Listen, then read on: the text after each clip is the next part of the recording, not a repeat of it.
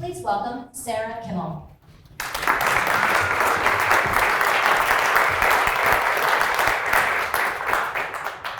So we've talked a lot about fear today, and I want to touch on that just a little bit more.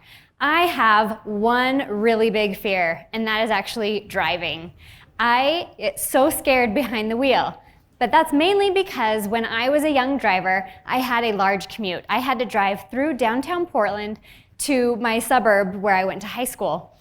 I was in 7 car accidents before the time I turned 20 years old. Every time I get behind the wheel, my hands are clenched so tight that sometimes they're sore after. And don't even get me started on the stretch of road between Arizona. I cannot stand driving those windy roads with all of the walls and everything. It terrifies me. Some people are scared of technology. I can't avoid driving. I don't have an Uber driver at my beck and call. I don't have a New York City subway system to get me around. I have to drive in order to get around. So I need to face that fear on a constant basis. Parents fear technology because they don't understand it.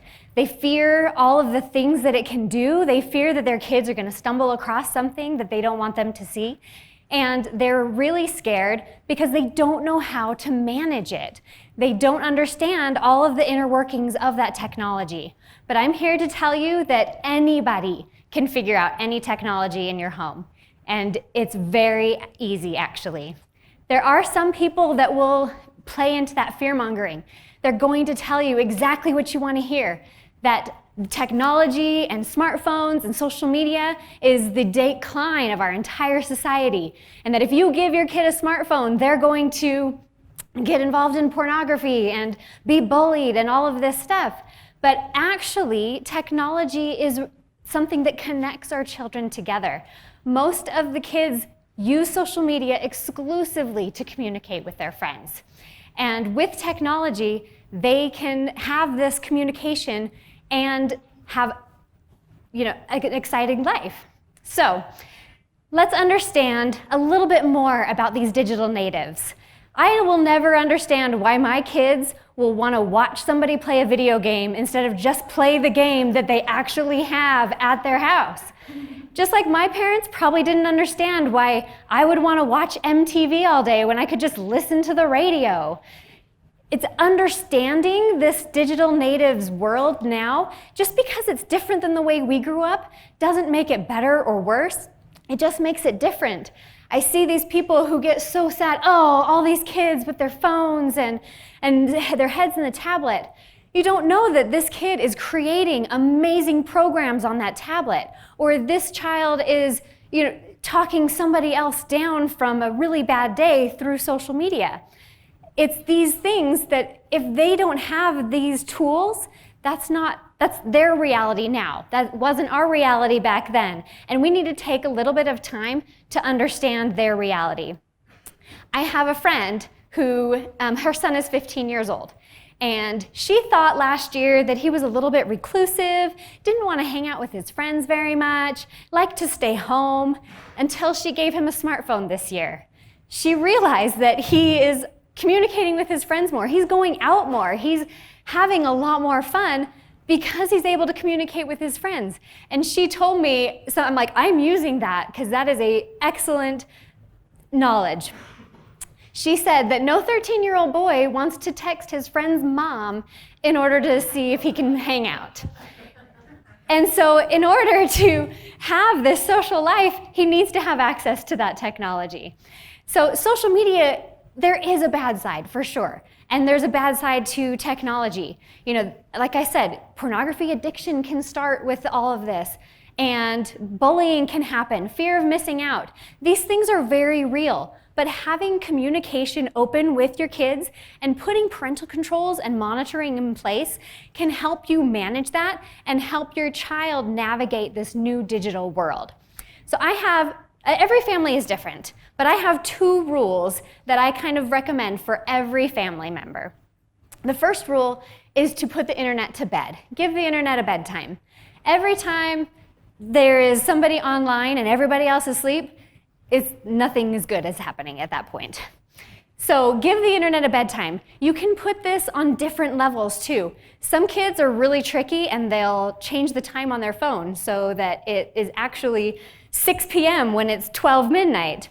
So you need to have different layers. So if you put the parental control on the phone itself, that's good, but if they change the time, that's going to circumvent that. So you can also put it on the Wi-Fi network, and then you can also put it on the cellular network. So Verizon, AT&T, all of these places have different parental controls that you can put. So I always recommend layering these parental controls. So give the internet a bedtime. Nobody accesses the internet when everybody is asleep. The second rule I recommend for every family is to make sure that you have control over what apps they install. They can't install an app unless you manually approve it. This will give you the opportunity to understand what that app is before they start using it, and you know exactly what they're doing. In addition to these 4 rules, I've got you 4 tips that you can understand any app, piece of technology, anything that's going to come into your house. The first tip is to learn. Imagine your child is diagnosed with a disease. You are going to research that disease forever until you know everything about that disease. Do the same thing with the new smartphone, with the new app. Research everything you can about that piece of technology so that you know exactly what it can do. The second tip is to try it. If it's a game, play the game yourself. If it's an app, download the app, create an account. Have that knowledge of actually using it. Look at all the settings, read all of the manuals and everything so that you know everything that that app and game can do. Then the third thing is to monitor and control. So some things don't have specific parental controls. A game that they're playing on their gaming system might not have specific parental controls, but the gaming system does, your Wi-Fi network does. You can layer different types of monitors so you can control that game that they're playing.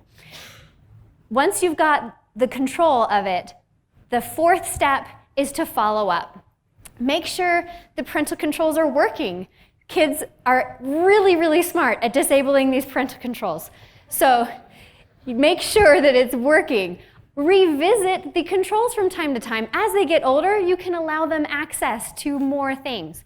So once you have all those 4 steps, no matter what piece of technology comes out in the future, you're going to be able to manage it.